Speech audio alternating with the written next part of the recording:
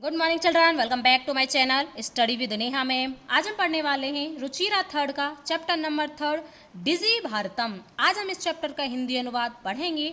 डिजी भारतम का अर्थ होता है डिजिटल इंडिया। अब हम इसका हिंदी अनुवाद शुरू करते हैं। अद्य संपूर्ण विश्वे डिजिटल इंडिया इत्यस्य चर्चा श्रूयते। अद्य आज संपूर्ण विश्व में डिजिटल इंडिया इस प्रकार की चर्चा सुनाई देती है। अस्य पदस्य कः भाव, इस शब्द का क्या भाव है, इस शब्द का क्या अर्थ है। इति मनसि जिज्ञासा उत्पद्यते। इति इस प्रकार की मन में जिज्ञासा का अर्थ होता है जानने की इच्छा उत्पन्न होती है। डिजिटल इंडिया इस शब्द का क्या अर्थ है, इस प्रकार की जिज्ञासा मन में उत्पन्न होती है। काल परिवर्तनेन सह मानवस्य आवश्यकता अपि परिवर्तते। काल परिवर्तनेन सह समय परिवर्तन के साथ ही मानव की आवश्यकताएं भी परिवर्तित होती हैं। प्राचीन काले ज्ञानस्य आदान प्रदानम मौखिकम आसीत्। प्राचीन काल में पहले समय में ज्ञान का आदान प्रदान मौखिक था। विद्या च श्रुति परंपराया गृह्यते स्म। विद्या केवल श्रुति परंपरा के द्वारा ग्रहण की जाती थी। श्रुति परंपरा का अर्थ होता है सुनने की परंपरा। अनंतरम तालपत्रो ऊपरी भोजपत्रो ऊपरी च लेखन कार्यम आरब्धः। अनंतरम इसके बाद तालपत्र के ऊपर और भोजपत्र के ऊपर लेखन कार्य प्रारंभ हुआ। परिवर्तनी काले कर्गदस्य लेखन्या च आविष्कारेण सर्वेषामेव मनोगतानां भावानां कर्गदो ऊपरी लेखनम प्रारब्धः। परिवर्तनी काले समय परिवर्तन के साथ ही कागज और लेखनी के आविष्कार के द्वारा सर्वेषामेव मनोगतानां भावानां सभी के मन के भावों को कर्गदो ऊपरी लेखनम प्रारब्धः कागज के ऊपर लिखना प्रारंभ हुआ। समय परिवर्तन के साथ कागज और लेखनी के आविष्कार के द्वारा सभी के मन के भावों को कागज पर लिखना प्रारंभ हुआ। टंकण यंत्रस्य आविष्कारेण तु लिखिता सामग्री टंकिता सती बहुकालाय सुरक्षिता अतिष्ठत। टंकण यंत्र से आविष्कारेण टाइपराइटर के आविष्कार से तो जो लिखित सामग्री है बहुत ही अधिक समय तक टाइप करके सुरक्षित रखी जा सकती है। वैज्ञानिक प्रविधि प्रगति यात्रा पुनरअपि अग्रे गता।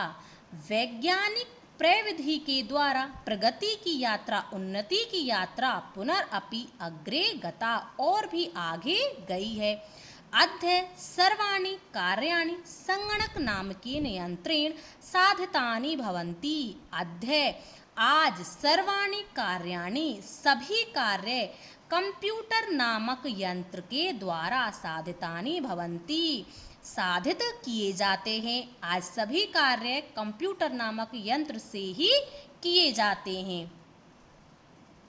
समाचार पत्राणि पुस्तकानि च कंप्यूटर माध्यमेन पठ्यन्ते लिखन्ते च।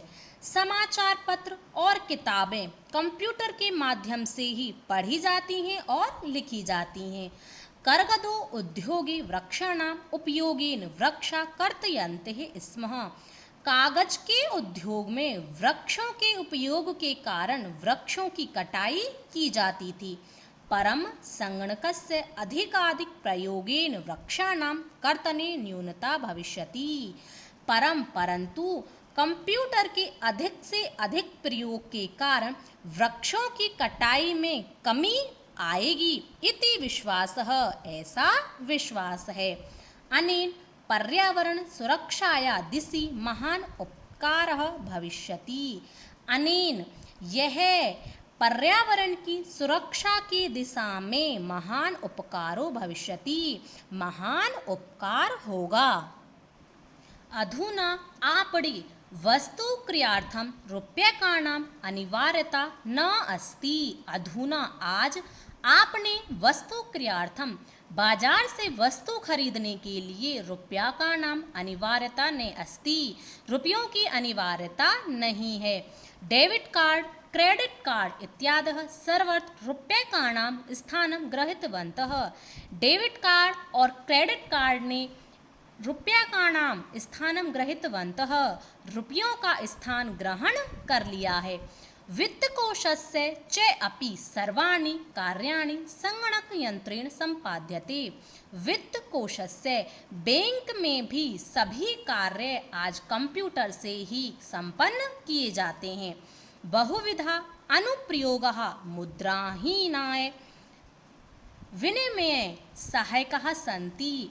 अनेक प्रकार के ऐसे ऐप हैं जो मुद्राहीनाय विनिमय, जो कैशलेस ट्रांजैक्शन में सहायक हैं, जैसे फ़ोन पे, पेटीएम, इस प्रकार के ऐप हैं जो कैशलेस ट्रांजैक्शन में सहायक हैं। कुत्रापि यात्रा करणीया, यदि आपको कहीं भी यात्रा करनी है, भवेत रेलयान यात्रापत्रस्य वायुयान यात्रापत्रस्य अनिवार्यता अद्य नास्ति।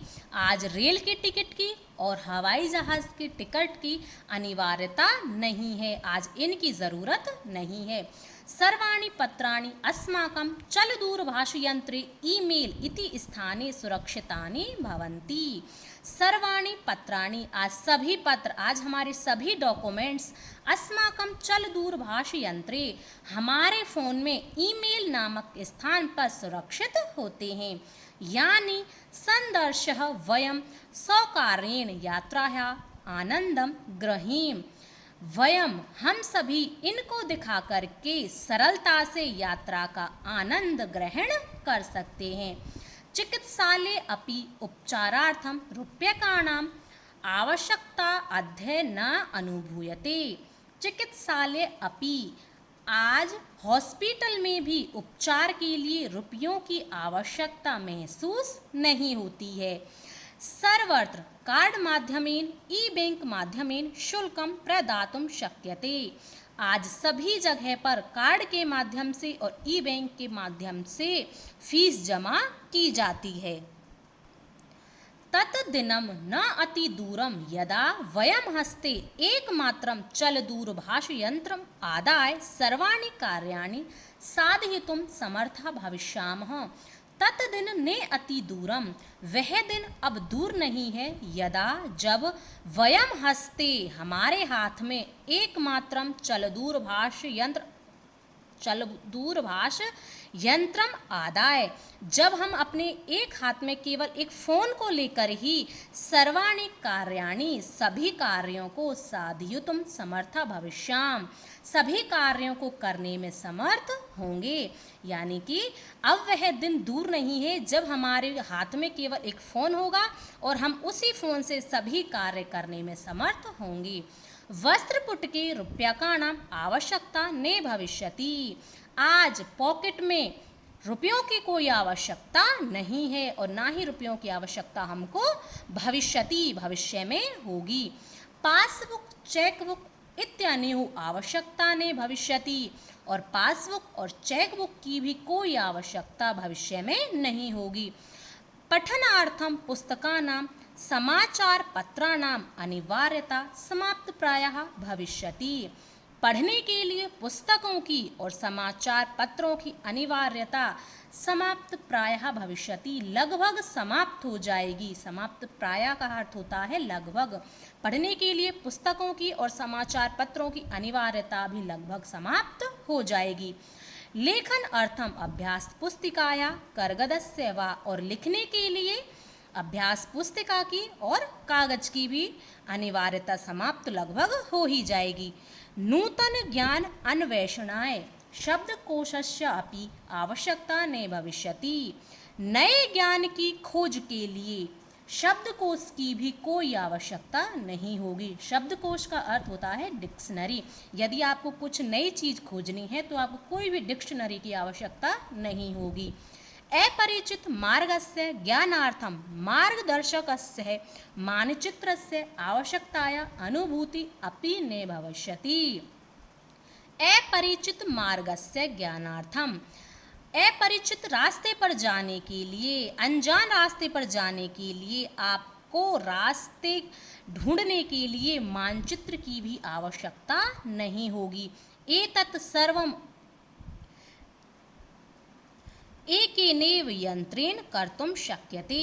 यह सभी कार्य एक ही यंत्र से किए जा सकते हैं। यानी कि यदि आपको कहीं पर जाना है और आपको रास्ता नहीं पता है तो आप क्या करोगे, पहले एक मानचित्र लोगे, फिर आप उस पर रास्ता ढूंढोगे। तो अब इस चीज़ की ज़रूरत नहीं होगी, आप अपने फ़ोन में ही मैप सेट करके, लोकेशन सेट करके आप जहाँ जाना चाहते हो वहाँ आप पहुँच सकते हो।